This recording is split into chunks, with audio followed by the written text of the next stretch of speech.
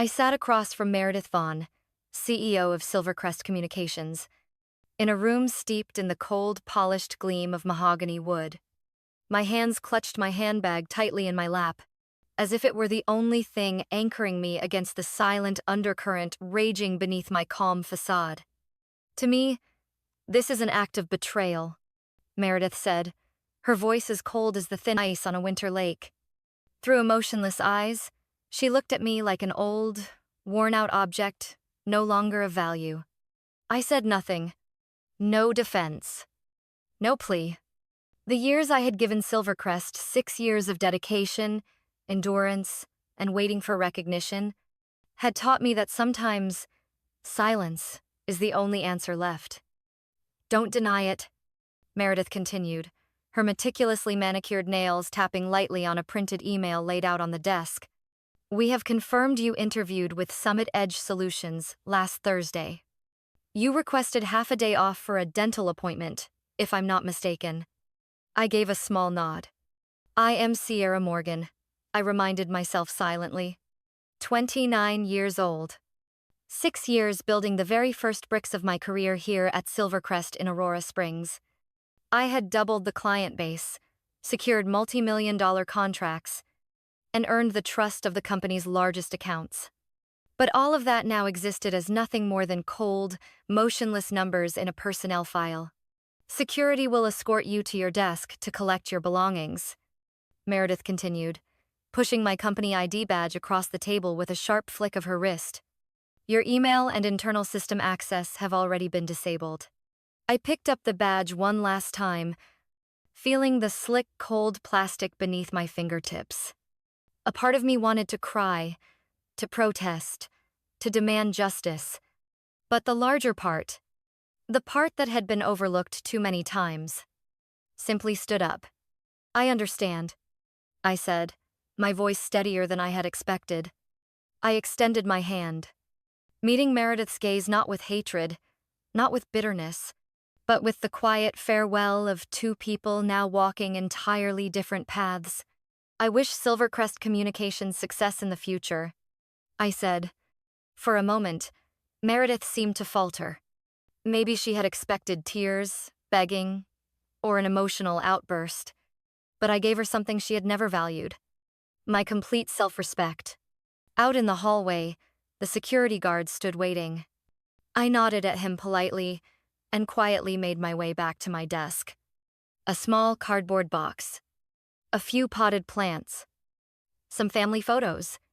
6 years of my life, now packed neatly into one small corner.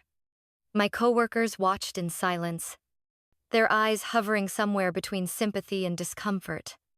I smiled, softly, as if I were the one choosing to leave. No tears, no noise. Just a woman carrying her dignity out of a place that no longer deserved her. The April sunlight brushed my face as I stepped through the glass doors one final time. And in that moment, amid the vague hum of noise behind me, I realized something simple yet powerful. Meredith thought she was punishing me, but she didn't know. She had just given me a gift. Freedom. The cardboard box sat quietly on the passenger seat. As I slowly drove out of the Silvercrest Communications parking lot, a portion of my life, bundled into a few small objects.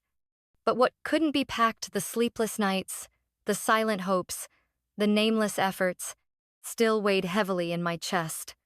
I remembered the first day I set foot inside Silvercrest. A 23-year-old girl freshly graduated from the University of Oregon, a shiny new marketing degree in hand and eyes full of dreams.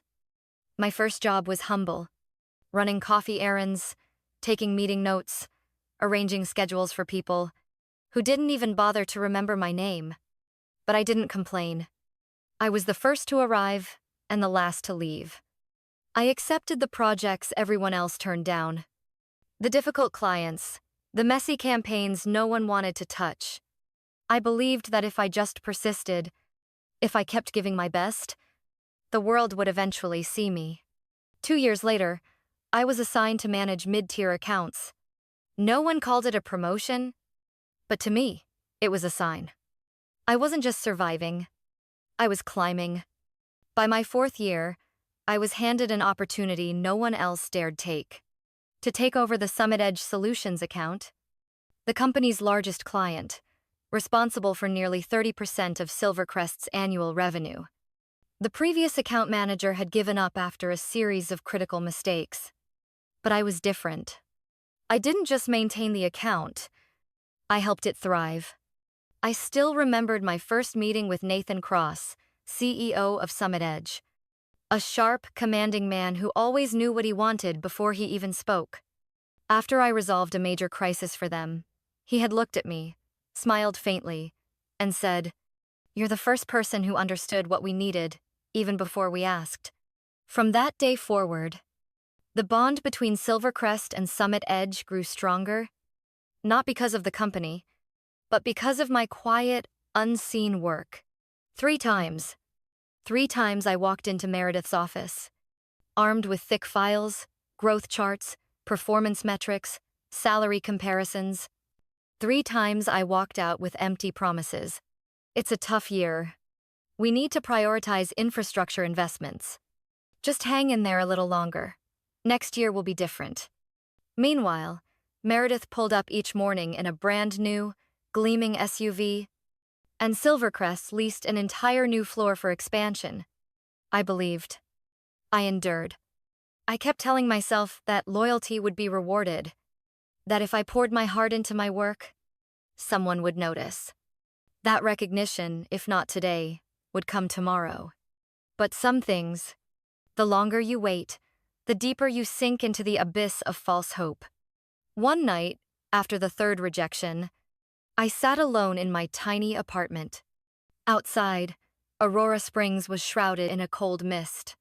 I opened my laptop and, for the first time in 6 years, reopened my career profile. Not out of resentment, not out of revenge, but because I realized it was time to love myself more than broken promises. I sent out a few resumes, including one to Summit Edge Solutions. A small act of defiance, a quiet reminder to myself that I deserved to be seen. I didn't know then that within a few weeks, that small action would change the entire course of my life. At a red light in downtown Aurora Springs, I glanced through the misted window and caught my own reflection. A 29-year-old woman, no longer the naive girl of years past, learning that she no longer needed to ask the world for permission to exist. I took a deep breath, and when the light turned green, I knew this drive wasn't just taking me away from a company. It was taking me away from an old, worn-out version of myself, and toward the place I truly belonged.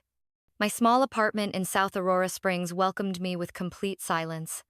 I set the cardboard box down on the kitchen counter, hearing the hollow thud as it touched the cold marble surface. 6 years compressed into a handful of belongings, and yet, somehow, the world kept turning as if nothing had happened.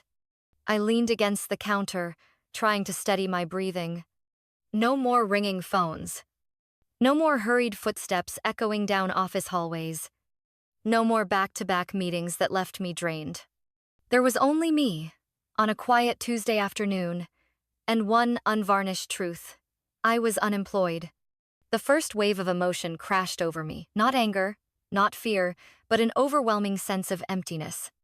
I had grown used to being indispensable at Silvercrest, used to throwing myself into work as a way of proving my worth. Now, with no role to hold on to, no milestones to chase, I found myself adrift in the vast space of my own existence. The ringing of my phone shattered the silence. Chloe Adams flashed on the screen. I answered, my voice sounding foreign even to myself. "I'm here." "I just heard the news," Chloe said quickly, her voice full of concern. "Ethan texted me. Are you okay?" I closed my eyes for a moment, letting the warmth seep into my chest. There were still people who believed in me, people who saw me, even when the place I had left behind did not. "I'm managing," I said, more honest than brave. "Sierra." Chloe's voice softened.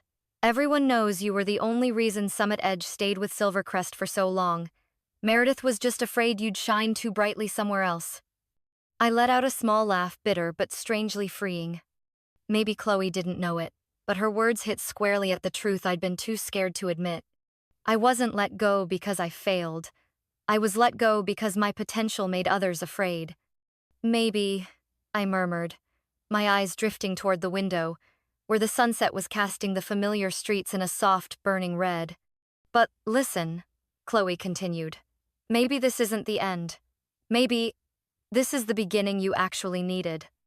A fragile thread of hope stirred inside me at her words. Before I could reply, a soft ping sounded from my phone. A new message. I glanced down. Nathan Cross. Would you be available to move our final discussion to today at 2 p.m.? I'd like to talk to you about a potential role at Summit Edge. I read the message again and again, afraid I had misunderstood. What's going on? Chloe sensed the change in my breathing. Nathan Cross wants to meet today, I whispered, my heart pounding as if it had just remembered how to hope. Go! Chloe practically shouted in delight. I've always believed that when one door closes, it's because a better one is waiting to open. I smiled a real smile, this time. Not forced, not feigned. The smile of someone who had just realized her worth was never tied to another's permission. Thank you, Chloe, I said, gratitude filling my voice. I'm going. And this time I'm walking forward, not asking for permission, but choosing where I belong. I stood up, heading for my bedroom, where my favorite suit hung neatly, as if it had been patiently waiting for this very day. Somehow, I knew. When I closed the Silvercrest chapter behind me, I wasn't just leaving a job. I was leaving behind the old, silent version of myself. And this time, I would step into a new chapter, carrying my self-worth as my only baggage. I stood in front of the mirror, looking at myself in the ash-gray suit, perfectly pressed.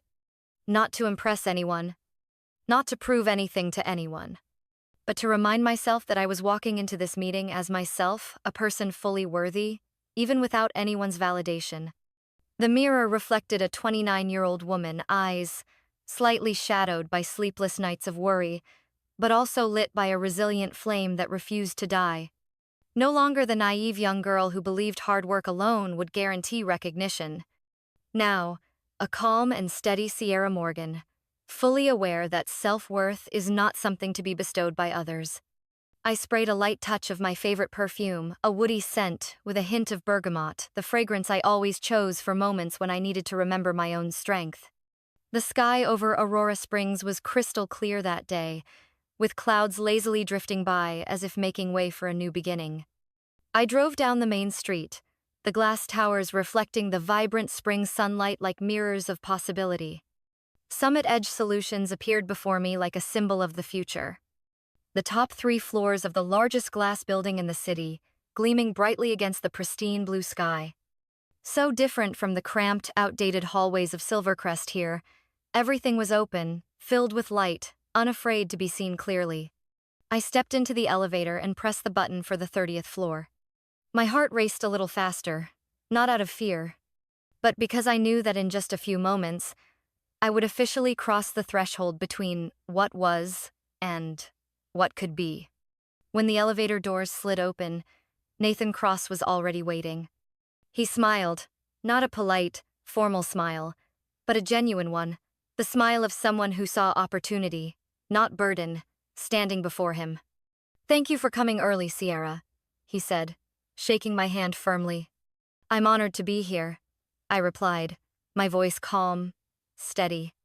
Nathan led me through the open plan office, where teams worked under streams of natural light, their soft conversations filled with positive, focused energy. A few faces I recognized from past projects nodded at me, their eyes full of unspoken respect. No one looked at me like a castaway. No one stared as if I needed to justify my presence. Here, I didn't need permission to exist. Here, I just needed to be myself. Nathan's office was modest but elegant. No extravagant furniture, no flashy symbols of power. Just comfortable chairs, small potted plants by the windows, and a painting of a snow-covered mountain range vast, steadfast, and full of hope. Coffee? Nathan asked, pouring a cup for me himself, not delegating it to an assistant. I nodded, recognizing that even in these small gestures, he was sending a clear message. Here, we are teammates, not hierarchies. We sat down. Nathan got straight to the point, his eyes warm but direct. I know you've recently gone through a difficult experience, he said, and I also know that sometimes what feels like a loss turns out to be an unexpected gift. I tightened my hands around the coffee cup, the warmth seeping into my palms just like his words seeped quietly into my heart. Today, I don't want to merely interview you, Nathan continued. I want to invite you to join us, not because of your dissatisfaction with the past, but because I believe in your abilities, your professionalism, and the value you carry. I lifted my gaze, meeting his steady, unwavering look. Not because I left Silvercrest, but because I deserved something better. Nathan opened a slim folder and slid it across the table to me. An offer. An opportunity. A recognition without bargaining, without conditions. I drew in a deep, steady breath. And I knew, this time, I wasn't moving forward out of desperation for shelter. I was choosing a place that deserved the light within me. I held the offer letter in my hands, feeling the thickness of the paper, the solidity of the words printed there as if every sentence, every line wasn't just an offer of employment, but an open door into a new chapter of my life. I skimmed through the contents. Position: Director of Client Strategy. Salary: nearly double what I had ever dared to hope for at Silvercrest. Autonomy: full authority to build and lead my own team, and to develop a comprehensive partnership strategy. Nathan sat there, patiently waiting. No pressure, no urging. Just a quiet respect, something I had almost forgotten how it looked and felt after all these years. I'd like to take tonight to consider it carefully, I said, my voice calm and steady. Not because I'm hesitant, but because I believe every major transition in life deserves to be considered with full reverence. Nathan smiled and nodded. That's exactly why we want you here, Sierra. Your thoroughness and integrity don't just show in your work, they show in the way you live. I bowed my head slightly in gratitude. When I left the Summit Edge Solutions building, the late afternoon sun was casting long shadows over the busy streets of Aurora Springs. I walked slowly toward the parking lot, still holding the folder tightly as if it was radiating the quiet warmth I needed. Along the way, my phone buzzed repeatedly with messages from former colleagues at Silvercrest. Everyone's talking about you at the office. Meredith just called an emergency meeting. Is it true Summit Edge is signing you? I read them, but I didn't reply. Their curiosity, whether sincere or shallow, no longer had the power to define me. That evening, I sat alone in my quiet apartment, the offer letter placed neatly on the dining table. A glass of red wine swirled slowly in my hand as my mind drifted back across all the years behind me. The late nights alone in the old office, fixing every small error in project plans to meet impossible deadlines. The meetings where my work was praised politely but never rewarded meaningfully. The long walks home in the rain, telling myself that if I just pushed a little harder, everything would eventually change. And now, standing before a door truly open, I realized I was no longer that naive girl waiting for someone to grant me my worth. I had found it within the quiet, relentless journey I had built for myself.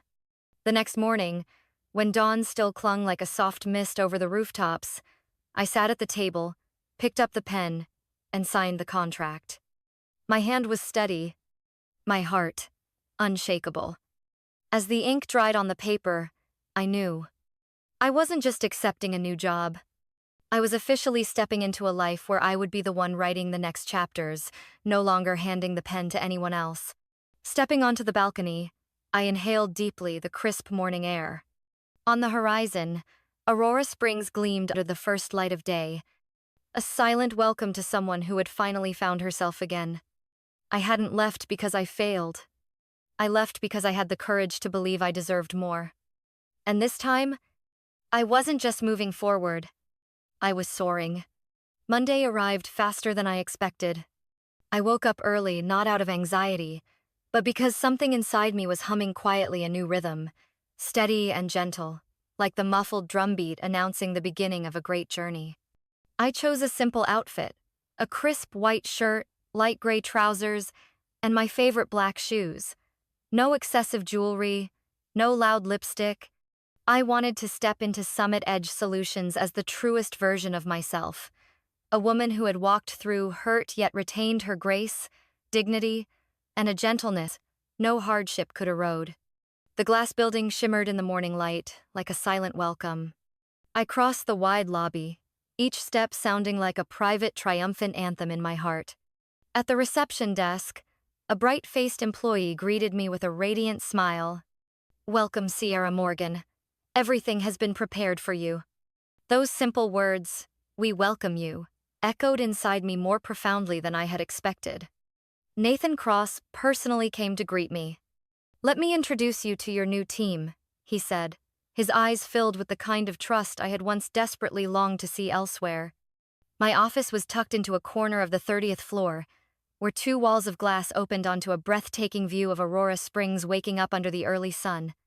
On the desk, a welcoming gift basket awaited, a personalized notebook, a coffee mug bearing my name, several leadership books all thoughtfully chosen, not flashy, but filled with genuine care. "We've been excited for you to start," Nathan said, gesturing toward 5 people sitting in the adjacent conference room. "This will be your team." 5 faces, 5 smiles, not guarded glances, not wary stares, but open, willing gazes ready to collaborate. I stepped into the room, my heart calm. "Hello," I began, my voice ringing out, steady and clear. "I'm Sierra, and I'm not here just to lead, but to build something with you that we can all be truly proud of." Their eyes lit up a silent signal I recognized immediately. They didn't need me to prove my worth. They already believed I belonged. All morning, we discussed new strategies, exchanged ideas, and charted directions for the upcoming fiscal year.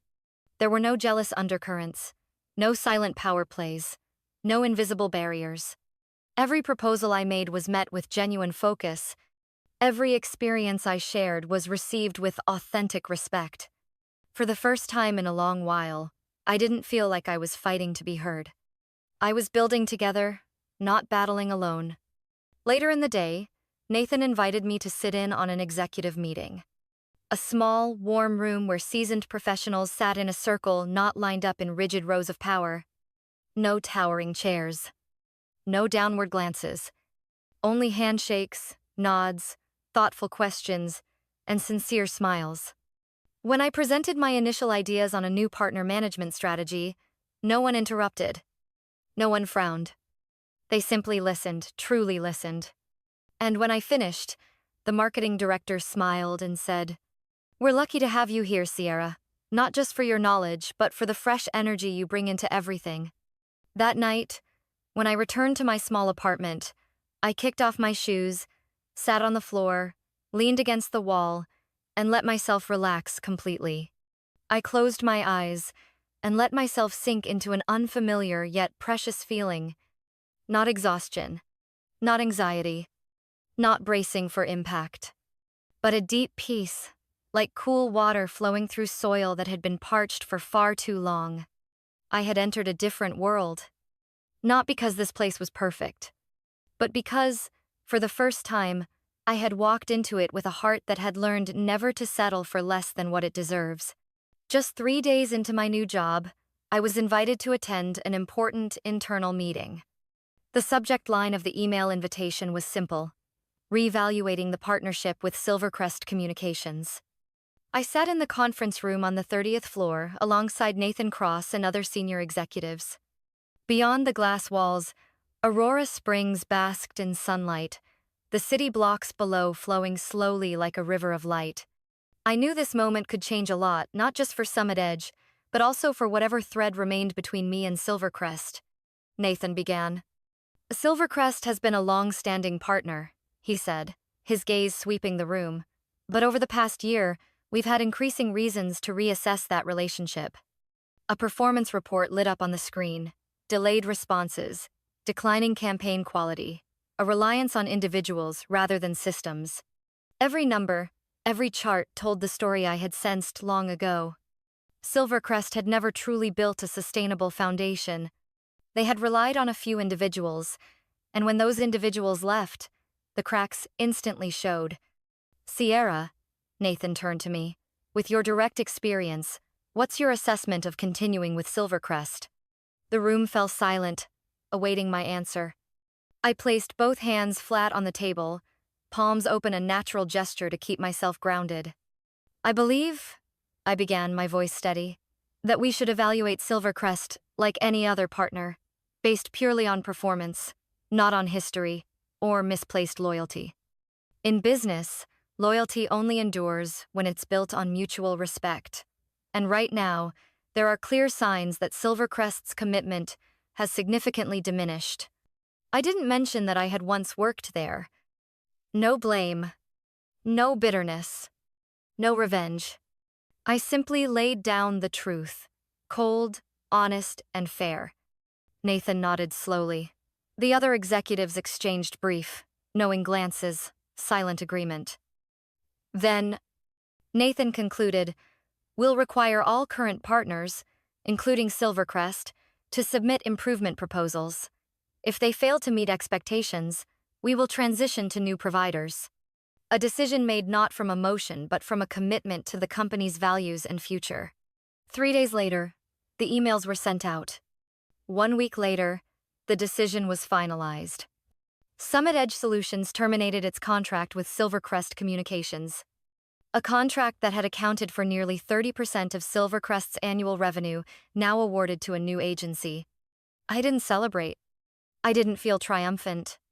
I simply sat by the office window, sipping a cup of tea, letting the golden sunlight pool across my desk. Silvercrest had lost the opportunity all on their own, no intervention needed. And I, by remaining loyal to my own principles, had closed the past not with anger, but with maturity. That evening, a quiet message came from Ashley Reed, the former receptionist at Silvercrest. The office is in chaos. They can't believe Summit Edge terminated the contract so quickly. People are finally realizing who the real value was that they let slip away. I read her message without a ripple inside. Not a resounding victory. Not revenge. Just a quiet confirmation that, when you no longer need to prove yourself to anyone, you have truly won. When everything with Silvercrest officially came to a close, I didn't look back. No more whispered messages. No more questions from old colleagues. No more haunting memories of rejections or hollow promises. I gave all my heart and mind to the only thing truly worth it, building a future that truly belonged to me. Every morning at Summit Edge Solutions felt like being nourished by a new source of energy. No longer did I walk into the office feeling like I had to brace myself to be seen, to be recognized.